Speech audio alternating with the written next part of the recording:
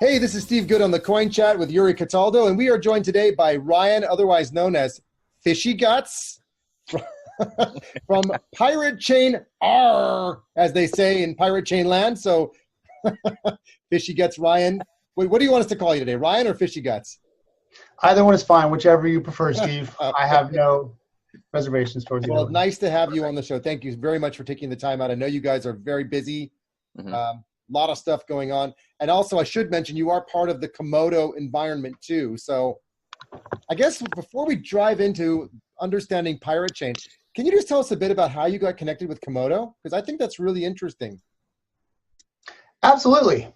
Steve, about a year ago, this time March, Komodo was releasing all of their decentralized ICO platform projects where you could run an ICO and have it fully decentralized. Buyers could buy the coin from wallet to wallet, and there wouldn't have to be an intermediary. It was a really great solution, I felt, towards the standard ICO problems of whitelisting or bogged down servers, right? I thought it was just a fantastic solution. Yeah. And so as a community member, I was pushing raffles and giveaways for that.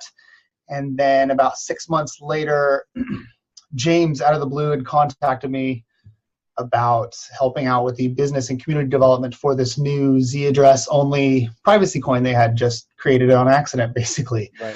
So when a man like, or woman, I don't know, like JL777 asks you to work with them, if you have the ability to say yes, you say yes. How could you say no to JL777? Right. We haven't even met him yet. I mean, we've had CA333 on the show a couple of times, otherwise known as Caden, but I know he's got a bit of a mystique to his name out there in the community. So when JL777 calls, you feel like, oh, it's like, you know, got to answer the phone, right?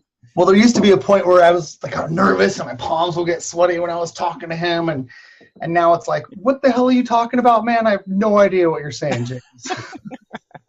Right. So, and he makes fun of me, and I make fun of him, so we're good now. Yeah, it's great. Cool. So, to tell us a bit more about Pirate Chain, so to our listeners, I mean, a lot of people, in the communities that I'm in, people talk a lot about Pirate Chain recently. It's kind of come out of nowhere, and all of a sudden it's like the talk of the town. It's all about Pirate Chain. But for other people who haven't been, following the privacy coins, I mean, we have the Moneros, and we have the Horizons, and we have the Pivx, and all the others, and Dash, and all the history of those coins. But then all of a sudden, out of the blue comes Pirate Chain, ARRR. And by the way, I keep saying ARRR because ARRR is your coin, right? Yes, it's the ticker on the exchanges. And trading. It's also because you guys are having a bit of a laugh saying we're Pirate Chain ARRR because ARRR matey, right? So I can't even do it, but Yuri's there were quite a few tickers that came across the table at first, but this one just felt the most natural. So it makes sense, yeah. So to just kind of tell us how you got into the whole creation of Pirate Chain and what you guys are trying to do. So essentially one day, the Komodo developers and community developers were chatting in a channel about how to make a privacy-only chain, foolproof privacy, protected with ZK snarks, 100% Z to Z transactions. Most people in the community know, even Monero developers know that that's technically the way to remain most private with your transactions. So the question was posed, well, can we?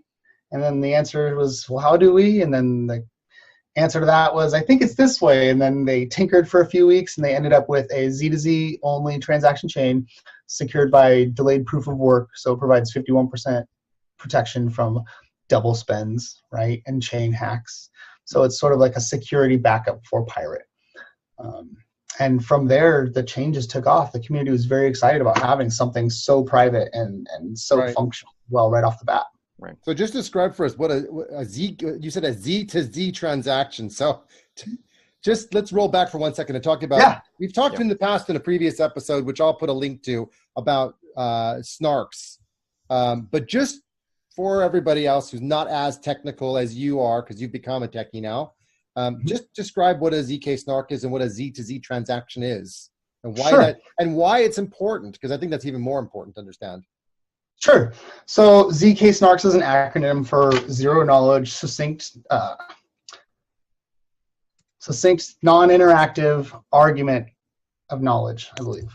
Okay. So I'd have to look it up just to double check. It's been a while. But essentially what that means is... Zero knowledge is the most important part of the ZK anyway. Right. So essentially what that means is neither party to the transaction needs knowledge of the other side's information in order to interact.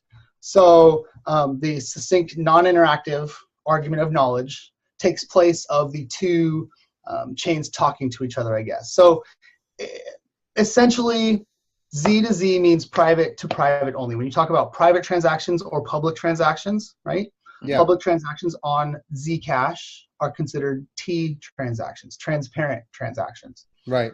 So if you've ever worked with Zcash, you'll notice your address starts with T something. That's a transparent address. Okay. Right?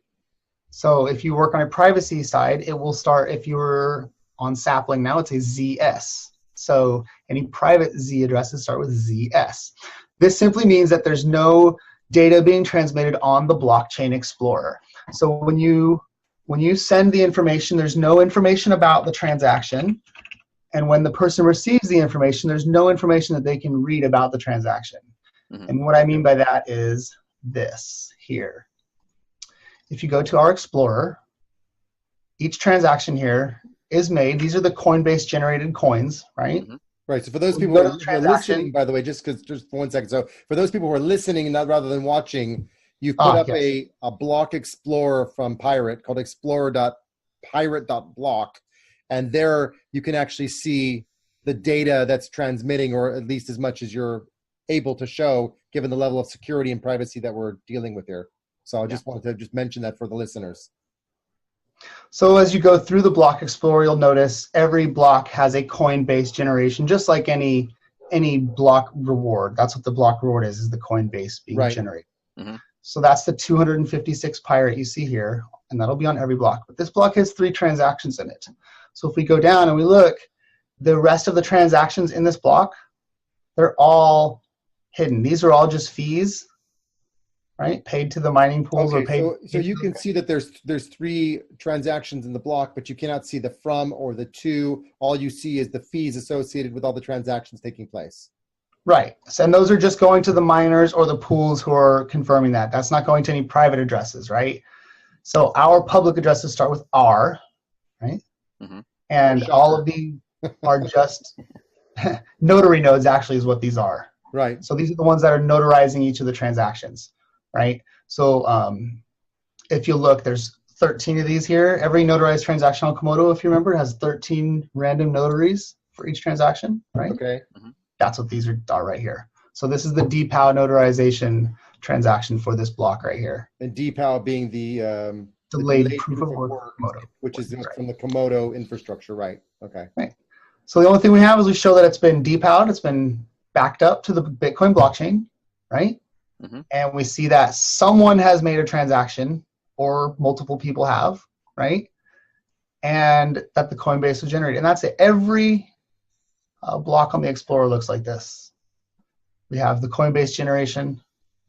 These are mining pool fees, right? This one actually here is my donation address. One of the mining pools donates to the Pirate Fund. So every time this mining pool finds a block, they donate to the Pirate Fund. But as we go down and look more, there's no outputs for information. These inputs and outputs that are going on between parties is nowhere to be found anywhere. I mean, the fact that your block explorer shows this is simply that's what's available to be seen. Is that right? Right. So now when you transact in your wallet, you have the option to share the data with the transaction ID with the person you're transacting with, so that both of you can look it up and verify that the coins were sent and received the amount that you expected did. So there are ways to communicate interpersonally, but publicly, there's nothing. Ryan, could you that's what it stands for. So Ryan, could you talk a little bit about, I guess, how, like behind the scenes, how you're able to keep the transactions private and like kind of what that actually looks like? Sure. So the zero knowledge interactive protocol basically, let me give you an example like this. Let's say that you are a blind person, right? And I take on these 2 pieces of paper some pieces of information. One of them is true, one of them is not, right? And if you as a blind person take these from me, okay, we're going to transact now. You're going to take these from me, And you don't know what they say. They feel the same, they look the same, but you're going to ask me, is this the right one, right? Mhm. And I'm going to say no. And you're going to say, is this the right one? And I'm going to say yes. And I'm going to say no. And I'm going to say no. And after we do this enough times, you're going to know that no matter what outcome you try to give me, I'm always going to know that the information is right. Right. Okay? You never know what's on these. You're blind, right? But as long as you know that the information that I'm giving you is correct, you can take this to your bank, you can give it to your wallet, and you can say that transaction is verified and true. Mhm. Okay? So that's the idea behind the way zero knowledge snarks works. Okay. If we want to talk about from a technical level, you're probably above my head a little bit. But at the end They're of way the above my head too. well, so you've heard of the setup, right? The TAO setup or the initial setup for for Zcash. Recently, when they did Sapling, they did this Powers of Tau ceremony. Have you heard of this? Oh no, actually, I haven't heard of that. I have not heard about this. So part of the issue, Learning every with day Zcash, as it goes. Yeah. they have this thing called the trusted setup. And what that essentially is, it takes a group of cryptographers and users to generate portions of a master public key, right? So each user gets a little piece of this, and they generate a little piece of it all together. And then at the end of that, as long as one of those groups of people aren't compromised, the entire master public key will be fine, right? Mhm. So think of it, if you have a 24-word key phrase like you might be familiar with, yes? Yep. Yes. Mnemonic If phrases. someone finds out 23 of those words, but still doesn't find out that 24th word, you're still safe. Right. Yeah. Right? So Zcash, when they first started, for the most recently, the Sapling one, they had over 80 people contributing a little piece of this code to the initial proving key. And that proving key was basically ends up being these zeros and ones that you and I use to communicate. It determines the numerical fashion of this. Okay? Cool. So going forward, this will always be the same for every transaction, but nobody knows what it is. Right? No one can decrypt it because that original 83 peoples have created this safely and destroyed their cryptographic waste that used to create the password. So essentially, once that ceremony is done and created, now all of us can interact and communicate like this. With your hands over your eyes. That the proving key is Right. taking care of all of the data confirmation between the two. So I'm sure that was probably more confusing than you wanted. No, that makes sense. I mean, we're entering a world where, privacy and the way it's being transmitted technically is, as some people have said, this is the time for cryptographers, right? For all these years, what use was a cryptographer really? And all of a sudden, this is the era of the cryptographer has their way in life now. Finally, they get to say, this is how it's going to work. And it's so cool because they're coming up with so many innovative ways to transmit information. So it's an interesting time, right? Yeah. No, absolutely. Look, I think you're absolutely right in that sense. The fact that not only do we have these incredibly intelligent people working on this stuff, but they care about things like privacy too, which are very important lately. Are you guys seeing this screen here? Yes. So even Fluffy, Mr. Monero, knows that Zcash, remember we talked about the Z to Z addresses? Yeah. Is the most private way to transact right now, right? Now, when you talk to him about this, he won't admit that that's not without trade-offs. And I don't disagree with him, right? He's a very smart man. Mm-hmm. But some of those trade-offs are that cryptographic key process generation we mentioned earlier, right? You got to have a pretty big tinfoil hat to believe that someone's able to hack 83 people all at once in the same short time span and then, compromise that ceremony. Yeah, for sure. So not to say it's not possible, but come on. I mean, so if we start talking about like how private is private, I mean, this gets into kind of, I'm sure we could talk about this for hours, but I mean, if we just do a quick roundup kind of like how private is private, I mean, you look at like some of these privacy policies that are out there for, your information is private, but we're going to, and Yuri and I covered this on a previous episode. It wasn't for a private chain. It was for something else, but it was, our privacy policy is we will, grab your email. We will know your location. We will have your IP address. We'll know which country you're in. And you're like, oh, wow, well, this is just like so far from private. I mean, a few swear words start coming to mind. But then you start to look at the privacy coins and you're thinking, how private is private? Where's the boundaries between, if I send a transaction to Yuri with any one of these chains, are there any of them where, for example, they'd know my IP address, or they'd know where I'm physically sitting, or they'd have some access to an email address? Or, I mean, what's the, I think you get where I'm going with this. Yeah. Absolutely. I totally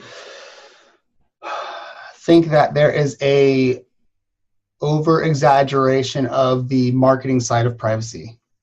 Okay. Verge did it best, at least most recently, that people might, recall. Yeah. But Verge's privacy is not a cryptographic privacy like Zcash or Monero is, right? Verge's privacy is I2P privacy, and it's shielding, it's IP address shielding. It's, at the end of the day, its blockchain still has lots of data to be analyzed, right? Now, you and I, and the power of all three of us, even together spending months, couldn't decrypt this stuff, right? Right. Let's not pretend for a half a second that there aren't some three-lettered agencies out there that don't have the computing power, desire, and will someday to break this stuff in a heartbeat, right? Yep. So yeah, when you look at something like, let's just say Zcash, since we're based off it, I'm always glad to look at our weaknesses, right? If you look at something like Zcash, when people have the option to go from public to private, those funds are seen. And as soon as someone watches a certain amount of funds wash into a private pool, they can now wait for that amount of funds to wash right back out of that private pool. Now, it doesn't matter if you're buying ham or, cars or porn with it. It's your right to do whatever you want with that money, right? And to be able to have it tracked in such an easy way on a privacy coin is not very morally proper, I guess. I don't think that it's okay for people to treat privacy like a sales tool. I think it should be treated more like medicine.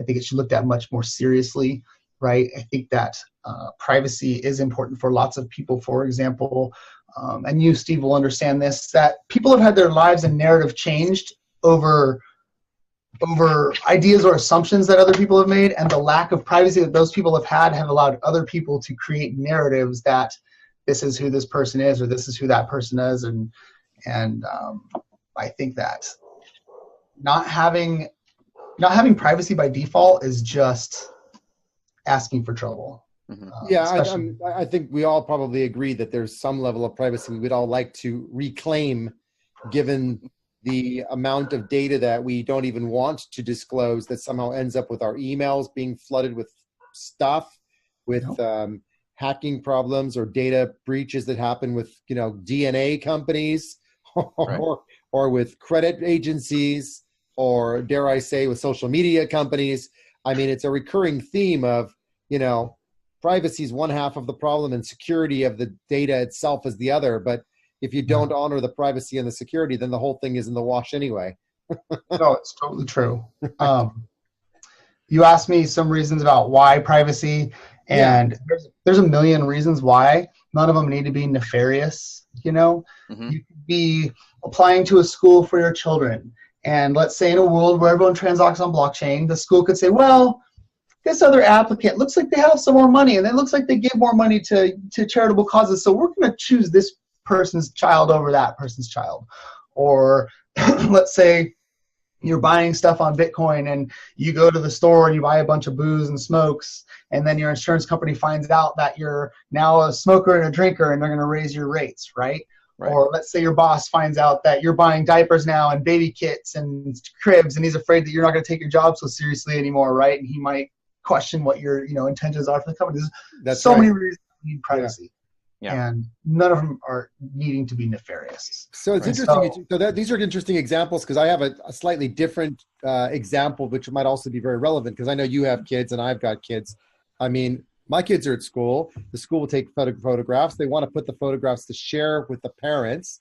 And schools, being about as ignorant as it gets when it comes to IT, technology, safety, privacy, and the rest, say, oh, yeah, we put them all on Facebook. And you're like, oh, my God, seriously? My kids are up on Facebook? Now, that's the last thing I want, because I'm sitting here on YouTube and I'm a reasonably public person. And I don't want my kids out on public on Facebook because I don't want them to have any, and I don't want anything to happen to them or us. And unfortunately, there are bad actors as much as there are good actors out there. So you're perfectly right. Privacy, to me, more importantly, not only has to be not about being nefarious, but it actually protects us from nefarious people. That's exactly where I'm heading with it. I want to be able to protect things that I want to protect. Right. Yeah, exactly. And so it's all about personal security and operational security as well. And some kook in the world doesn't need to have a beef with you over something we said today and then come, start bugging your kids, right? Like, well, exactly. And it happens, man. Yeah, I know. I mean, I know that we talk about privacy coins in terms of transmission of funds. I'd like to see us move to a place where privacy would actually allow us to take control of the, let's say, image content of our own family and friends, so that it's not just, oh, the photo is up on Facebook, but school example would be school says photo is up, but now I have control of that photo to determine whether or not that photo can be seen publicly. And of course, if it's a photo with a group of kids, then you'd need consensus that all parents agree. And if one parent says no, well, guess what? The photo is not going up in the public. It may be available privately, but that creates a very, very interesting kind of future dimension for me as a parent trying to protect my children. Well, look, 20 years from now, I don't see there not being an automatic blockchain that's written between parents who opt in to be able to provide consensus for pictures to be allowed to be shared online, and other parents can verify that all the other parents have opted in as well. Look, man, I think it's a fantastic idea. It's not going to happen tomorrow, but 10, 20 years from now, it could be just normal, right? I think it's fantastic. Let's start building it, my friend. Because get down, man. We totally have talked about it. Be the game changer for every parent out there that's worried about the safety of their children. Look, so what you're saying is a fantastic idea. It's something we haven't even thought about, in the sense that we've talked about an IPSF type file sharing setup or system where you can share your Instagram photos or whoever with people. You're talking about the interplanetary file system, right? The IPFS, right? Right. It doesn't have to be a, we're pirating movies back and forth, right? It doesn't have to be we're stealing music and sharing it, which is the normal association with the IPSF, right? I know. It could be used for something as simple as a group chat, a private photo of your family that you want to share with only family members who have that key, right? So totally a fantastic idea, something that we could certainly look at, finding a way to work in. Cool. I mean, for me, I want to move beyond the idea of just data into, okay, yes, I know that data is not just data, but it's also files. But for me, it's music, it's written documents, it's images, it's anything digital that's been created or anything that's been digitized that I want to be able to control. I don't want it just to be ending up in the wrong person's hands, because it's to protect against, for me, the privacy is to protect against the bad actors. That's kind of the reason why I like these things. It's not to hide stuff and to be nefarious. I mean, yes, there will always be those people too, but I first and foremost, as a parent, think of my children. True. And well, look, when you're talking about just data and sharing and this and that, I am the most guilty of not giving our users credit for the work that they do. So I get memes and I get images and I get this stuff all the time, and I'll post it to Twitter and I'll jam it out, and 5 minutes later I'm tagging the guy who made it. I'm sorry, I forgot to tag it. If there's some way to credit them automatically through this, that would be fantastic, right? True. So, well, digital ownership's another thing, right? Because with privacy, you should be able to have anonymous digital ownership that no one else can then take that digital content and use it, unless the person says, I'm still going to be anonymous, but yes, you can use it, and yes, there's digital rights attached, and yes, these are the fees for it. And then it would be digitally subscribable or shared or whatever. Going beyond a privacy coin for me, and this is interesting that we've gotten into this discussion, because this was certainly not something we talked about pre-show or ever, but right. I'm going off on tangents here, but I'm actually getting excited about this now, because I'm beginning to realize how many possible practical applications there could be. Corporate espionage problems. I worked, as it's publicly known on my LinkedIn profile, I worked for Infosys for 3 years. I worked for Deloitte for a number of years. But when I was at Infosys, which was not that long ago, obsession with corporate espionage. You couldn't move a file, off your laptop. It was like but they had a reason for it, because they did not want their competition to know what was going on. They wanted to make sure that their own environment was safe and secure.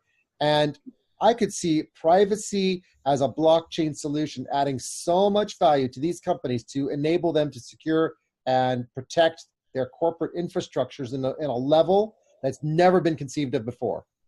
Even just emails. I mean, look, Yeah. my buddy works for a Fortune 500 company, and right now the biggest thing they've been doing is they've been internally test phishing all of their CEOs and employees. They've been sending test phish emails, trying to figure out who's clicking on bad actor emails, right?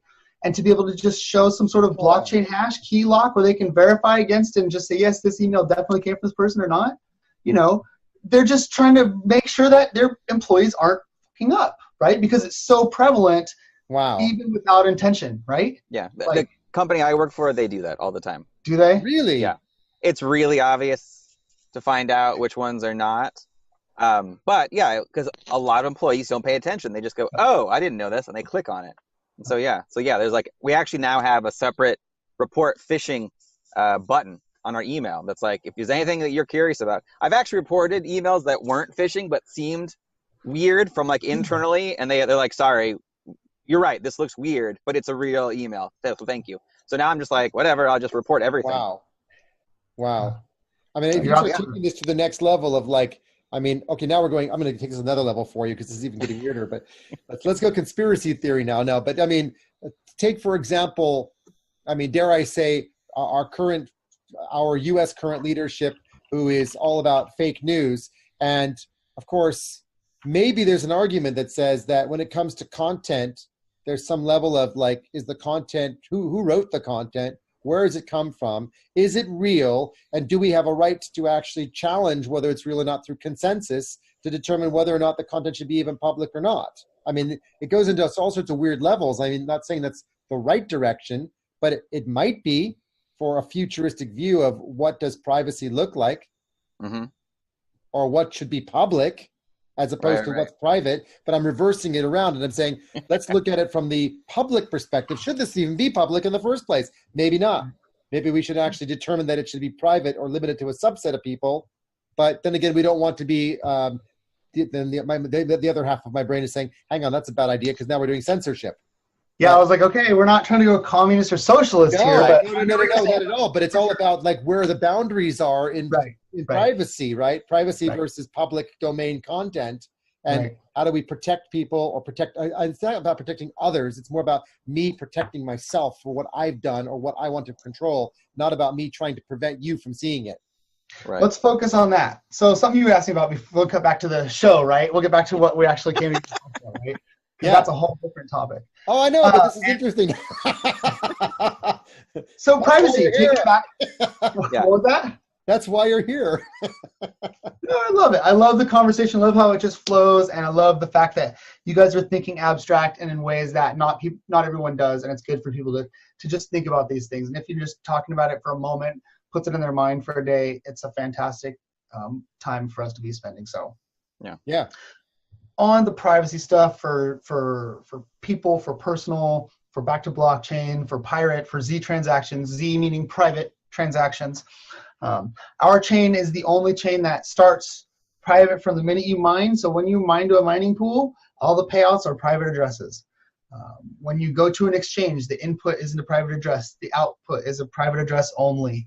Right now, we just this week launched e-commerce tools for Shopify and WordPress. So if you have a web shop on either of those sites, you can use ARRR. They have a plugin for WordPress or a script for Shopify. And you can basically go from mining to delivering goods to your doorstep privately at this point. Yeah. So how did you get that integrated with Shopify? Was that difficult to do? On Shopify, they don't have the third-party allotment for using crypto payments. They have I think it's coin payments that they use, I believe.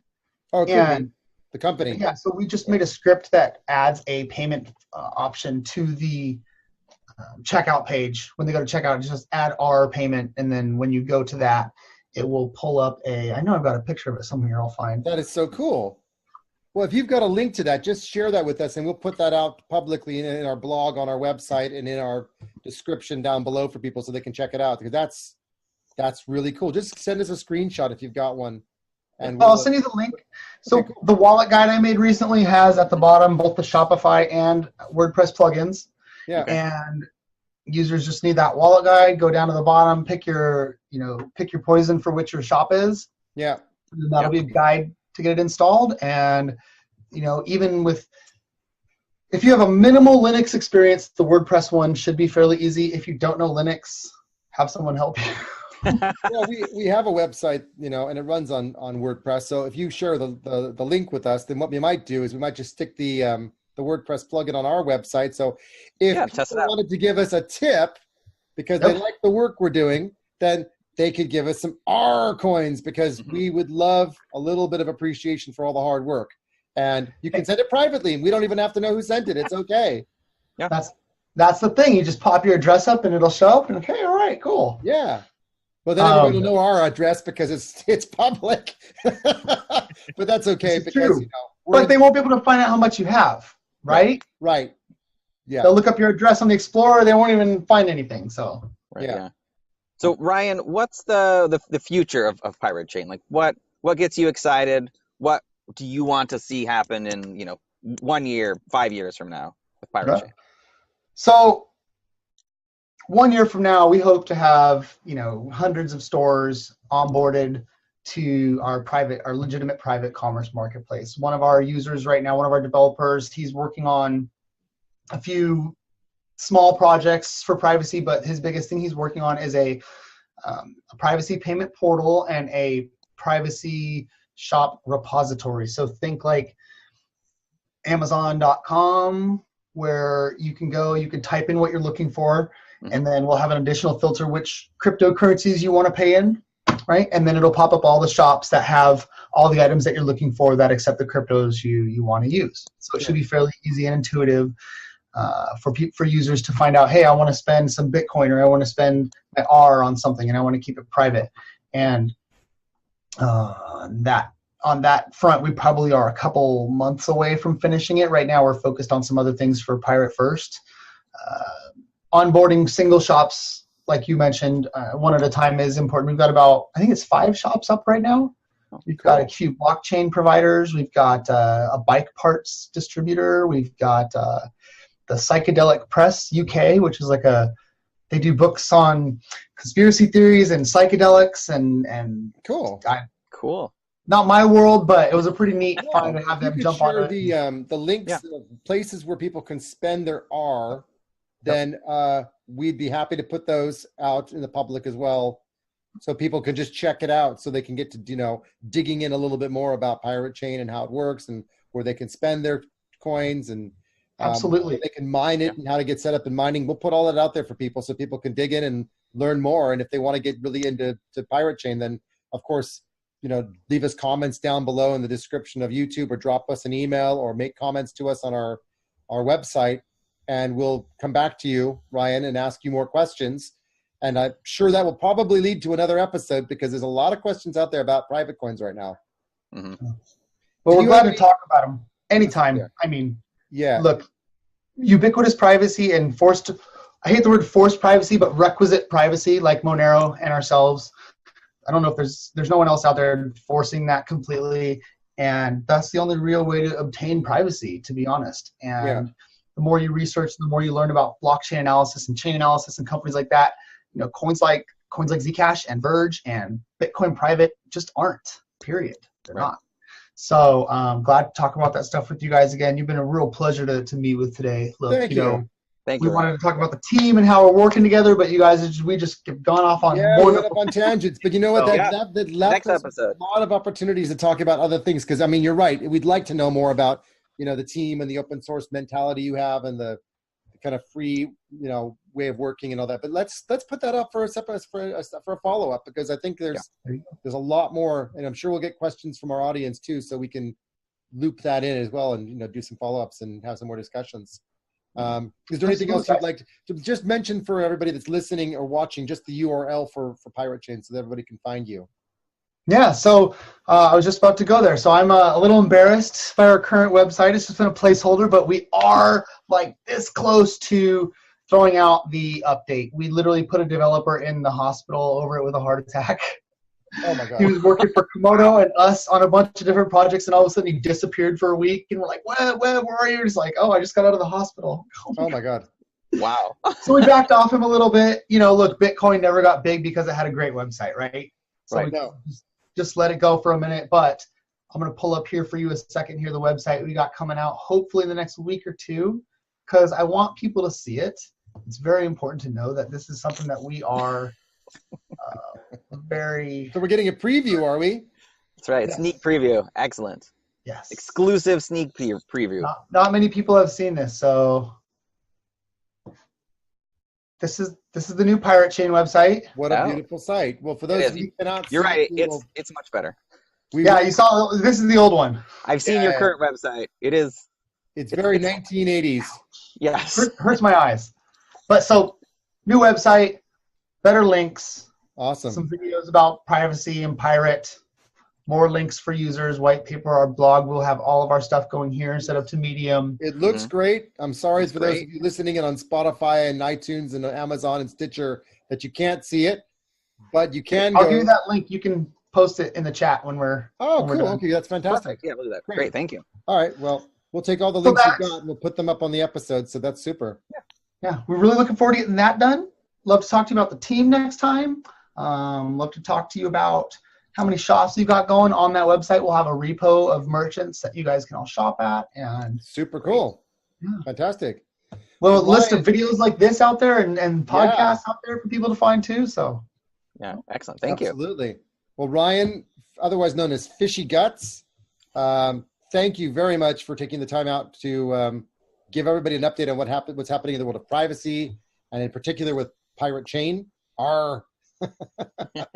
Thanks everybody for listening in, and don't forget to give us a like and subscribe to our show, because Fishy Guts will wear a pirate hat on his head just for you. To the moon. Until next time.